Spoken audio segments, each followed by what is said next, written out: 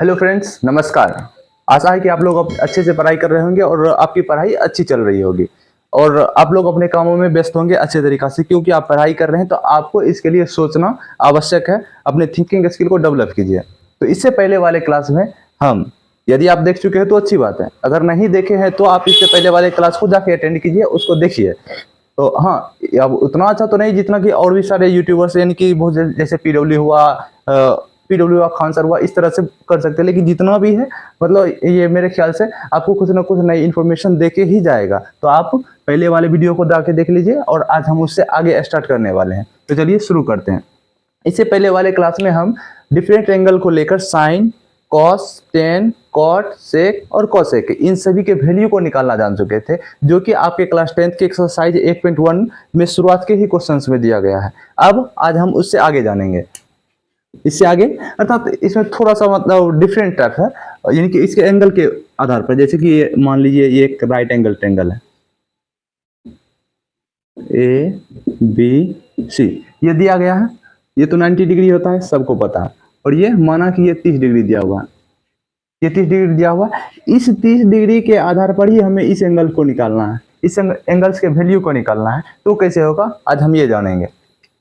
तो इसके लिए सबसे पहले आता है साइन थीटा, उसके बाद कॉस थीटा, उसके बाद टेन थीटा, उसके बाद कॉट थीटा, फिर सेक थीटा एंड लास्ट में कॉसेक थीटा, ये आता है।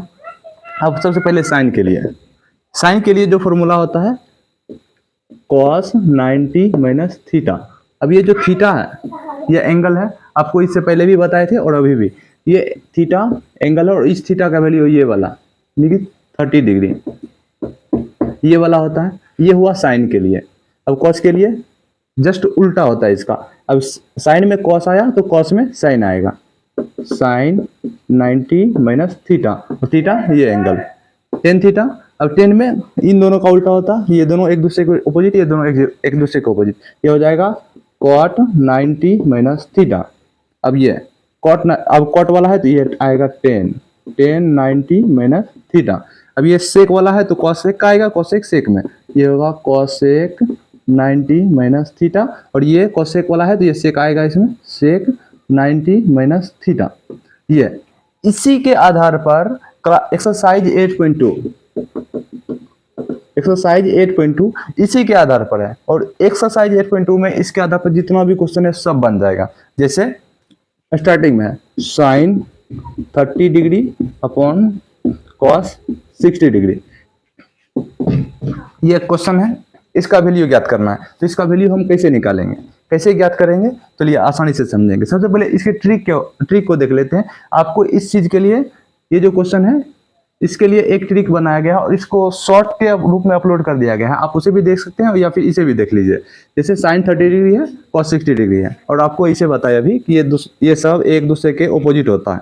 यदि ये सब आए, ये एक पेयर है, ये पेयर आए, जैसे साइन कॉस का, टेन कॉट का और सेक कॉसेक का, जैसे साइन कॉस, इसका पेयर आए और इसके एंगल्स अर्थात थीटा जो लिखा हुआ है, थीटा 30 डिग्री एंड 60 डिग्री, ये 30 डिग्री है एंड 60 डिग्री है। साइन और ये वाला पेयर आए, इसके साथ जो एंगल आए, यदि उस एंगल्स का योग जैसे 30 प्लस 60 दिए गए एंगल्स का योग 90 डिग्री हो जाए, 90 डिग्री हो जाए तो तुरंत इसका आंसर आप 1 कर दें। तुरंत इसका आंसर 1 कर दे, ये कटेगा, इसका आंसर 1 आएगा। देखिए कैसे, जैसे साइन 30 डिग्री है, कॉस 60 डिग्री है, यहाँ इन दोनों का योग 90 डिग्री हो रहा है। अब 90 डिग्री हो रहा है तो इसको आप चेंज कर दें, या तो हम साइन को चेंज कर देंगे या तो कॉस को चेंज कर दें, किसी को चेंज करेंगे, इसके आधार पर उसका आंसर तुरंत आएगा।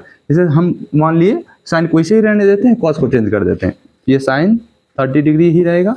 अब साइन 30 डिग्री रहने का मतलब ये जो थीटा का वैल्यू होगा ये 30 डिग्री होगा। अब 60 को नहीं लेंगे। अब कॉस को हम बदलेंगे तो कॉस का ये साइन 90 माइनस थीटा, अब ये हुआ साइन 90 माइनस थीटा। अब थीटा अगर हम साइन को वैसे ही रखे तो थीटा 30 हुआ, तो अब ये 30 रख दें।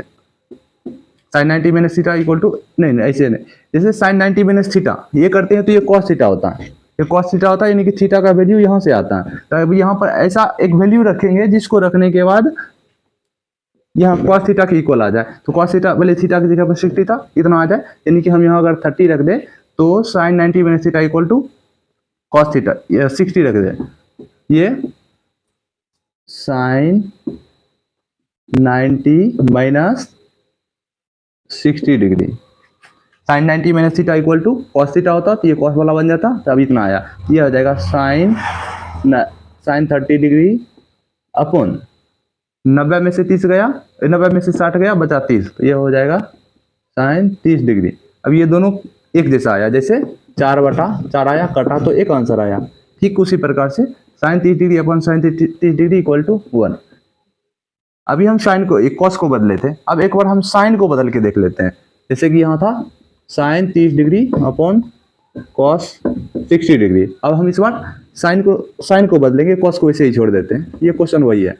अब हम साइन को बदलेंगे, cos को वैसे ही छोड़ देते हैं, पहले cos 60 डिग्री, अब ये आएगा cos 90 minus 30, cos 90 minus theta equal to sin theta, इस पर ऐसे बदलेगा। अब ये cos 90 में से 30 गया, बचा 60 बटा cos 60 डिग्री, ये कट गया, फिर आंसर 1 आया।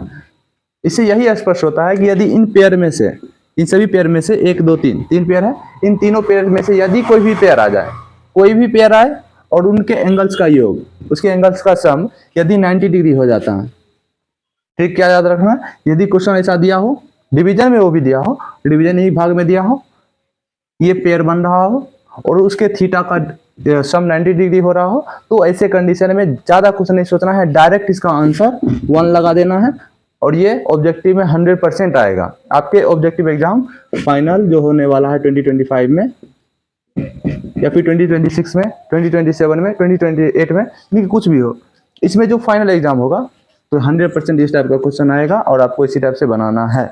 आज के लिए इतना ही रहने देते हैं, अगले क्लास में अगले कॉन्सेप्ट को सीखेंगे। तब तक के लिए जय हिंद, धन्यवाद।